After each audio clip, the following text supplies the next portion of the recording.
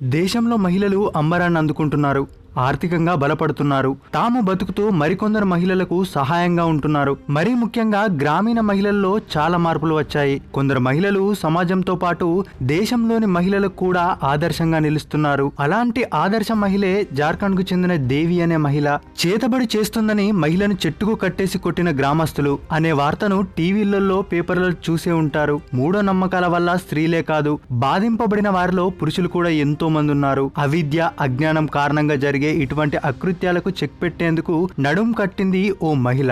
తన మీద పడిన నిందను దూరం చేసుకోవడానికే కాదు, సాటి అమాయక మహిళలను ఇలాంటి నిందల నుండి దూరం చేయాలనుకుంది. ఆమె పేరే చుట్నీ దేవి. జార్ఖండ్ రాష్ట్రంలో ఉంటుంది. దేవిని ఒకప్పుడు మంత్రగత్తె అంటూ కుటుంబ సభ్యులే ఇంటి నుంచి గెంటేశారు.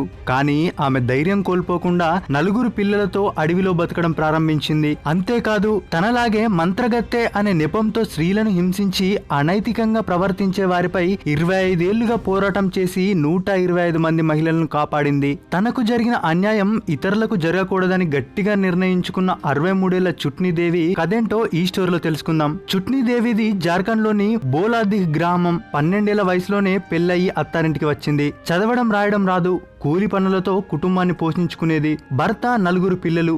ఎప్పుడూ కుటుంబం పనుల్లోనే మునిగిపోయేది. ఉన్న దాంట్లో జీవిస్తూ కాలం వెళ్లదీసేది. అయితే ఆ గ్రామంలోని జనాలు మాత్రం మూఢో నమ్మకాన్ని ఎక్కువగా నమ్మేవారు. ఆరోగ్యం బాగలేకపోయినా, ఏవైనా చెడు సంఘటనలు జరిగినా సరే చేతబడి పని అని బలంగా నమ్మేవారు. అయితే ఓ రోజు చుట్నీదేవి పక్కింట్లో అమ్మాయి మంచాన పడింది. ఇంకేముంది, రోజు ఇదే బయటకు వెళ్తుంది, ఇదంతా దీని పనే అంటూ దేవి ఇంటిపై పడ్డారు గ్రామస్తులు. తర్వాత అదే నిజమని ఊళ్ళో వాళ్ళు నమ్మడం మొదలు పెట్టారు. దాంతో చుట్నీదేవి కంటపడితే చాలు పరిగెత్తించి తరిమేవారు. దాదాపు 10 ఏళ్ల పాటు నరకం అనుభవించింది. నిత్యం అవమానాలు, నిందలు. చివరిసారి జరిగిన దాష్టికానికైతే ఎలాగోలా ప్రాణాపాయం నుంచి తప్పించుకుంది. అది తన జీవితంలోనే అత్యంత చీకటి రోజు.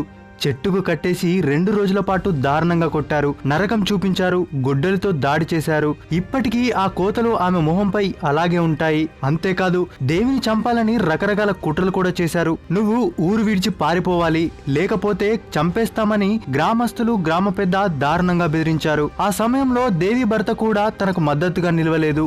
ఊరి వాళ్ళు చెప్పినట్టే దేవి భర్త చేశాడు. నేను అలాంటి దాన్ని కాదు అని చెప్పినా సరే ప్రజలు అర్థం చేసుకునే స్థితిలో లేరు. ఎలాగోలాగా కట్టుబట్టలతో 4 పిల్లలతో ఊరు నుండి పారిపోయింది. దగ్గరలో ఉన్న అడవిలో గుడిసె వేసుకుని 1 రోజుల పాటు అక్కడే ఉండింది. ఎలా బతకాలో తెలియదు, ఏం చెయ్యాలో తెలియదు. దిక్కుతోచని స్థితిలో అడవిలో ఏకాకిలా మిగిలిపోయింది దేవి. అక్కడే అడవిలో చిన్న గుడిసె వేసుకుని పండ్లు, ఫలాలతోనే 1 రోజుల్లో గడిపేసింది. ఆ తర్వాత ఎలాగోలా తమ్ముడింటికి చేరుకుని కొంతకాలం అక్కడే ఉంది. అయితే ఆ సమయంలోనే అమిత్ ఖరే 1995లో పశ్చిమ్ సింగ్ భూమ్ కు డిప్యూటీ కమిషనర్ గా ఉన్నారు. మంత్రగత్తె అనే నెపంతో వేధించే వారిపై కఠిన చర్యలు తీసుకుంటారని తెలుసుకుంది. కానీ దేవికి జరిగిన విషయం గురించి బయటకు రాకుండా చేశారు ఆ ఊరి గ్రామస్తులు.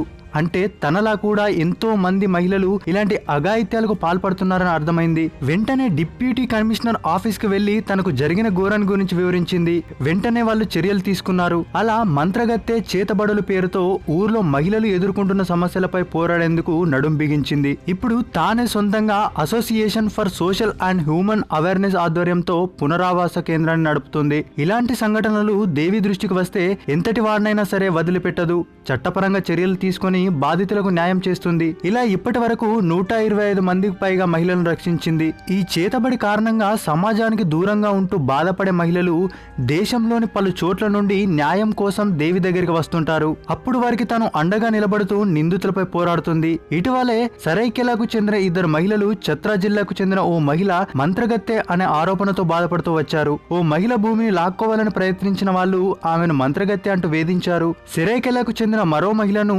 మానసికంగా హింసించడం మొదలు పెట్టారు. ఛత్రా జిల్లాకు చెందిన బాధితురాలు కూడా అక్కడికి చేరుకొని తన సొంత మామ, అతని కొడుకు తన పూర్వీకుల భూమిని లాక్కోవడానికి తనను మంత్రగత్తెగా పిలుస్తున్నారని చెప్పింది. ఇలాంటి ఎందరో మహిళలకు దేవి ఆశ్రయం ఇచ్చి అండగా నిలబడుతుంది. దీనిపై అవగాహన కలిగించేందుకు గ్రామాన తిరిగి ప్రజలకు చెబుతుంది. ఎవరైనా ఎద్దు, మేక మొదలైనవి చనిపోతే భూత వైద్యుని వల్ల పడకండి. ఒకరి బిడ్డ అనారోగ్యం పాలైతే డాక్టర్ వద్దకు తీసుకువెళ్ళండి. చికిత్స బాగుంటుంది, భూత వైద్యం దగ్గరికి తీసుకెళ్లొద్దు, ఎవరైనా మంత్రగత్తె అని పిలిచి వేధిస్తే చట్టం తన పని తాను చేస్తుంది అని చెబుతోంది. అంతేకాదు పోలీసులు కూడా వెళ్లడానికి ఇష్టపడని ప్రాంతాలు, పంచాయతీలలో గ్రామ సభలతో అందరినీ సమావేశపరిచి ఈ దుశ్చర్యానికి ఎందుకు మానుకోవాలో వివరిస్తుంది. దాంతో పాటు మీరు మంత్రగత్తె అని పిలిచే వ్యక్తి అంత శక్తివంతమైనదైతే తనని హింసిస్తున్న వారిపై ఎందుకు పగ తీర్చుకోదు అని ప్రశ్నిస్తుంది. నేడు మహిళల గౌరవం కోసం ఆమె చేస్తున్న పోరాటం దేశవ్యాప్తంగా ప్రశంసలు అందుకుంటుంది. తంత్ర మంత్రగత్తెలంటూ సమాజం నుండి వెలివేయబడిన బాధితులకు అండగా నిలుస్తున్న ఆవిడకి పద్మశ్రీ కూడా వచ్చింది. పద్మశ్రీ అవార్డు రావడంతో జార్ఖండ్ ముఖ్యమంత్రి స్వయంగా అభినందించారు. చుట్నీదేవికి పద్మశ్రీ అవార్డు వచ్చిందని చెప్పడం కోసం పిఎంఓ ఆఫీస్ నుంచి కాల్ చేశారు. మేడం, మీకు పద్మశ్రీ అవార్డు వచ్చిందని చెప్పడంతో అవునా, సరే ఓ గంట తర్వాత కాల్ చేయమని తాను బిజీగా ఉన్నానని చెప్పింది. ఎందుకంటే చుట్నీదేవికి పద్మశ్రీ అవార్డు అంటే ఏంటో తెలియదు. కానీ ఎక్కడెక్కడి నుండో ఫోన్లు రావడంతో ఇది పెద్ద అవార్డు అని తెలుసుకుంది.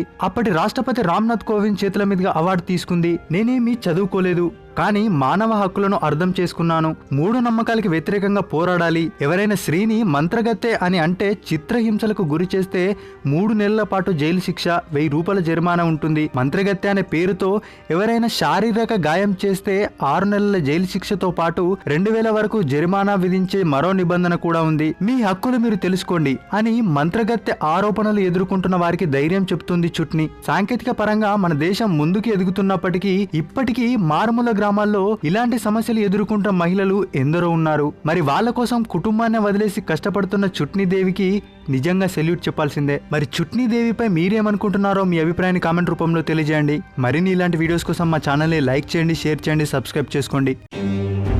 श्रीमती छुटनी महतो समाज सेवा।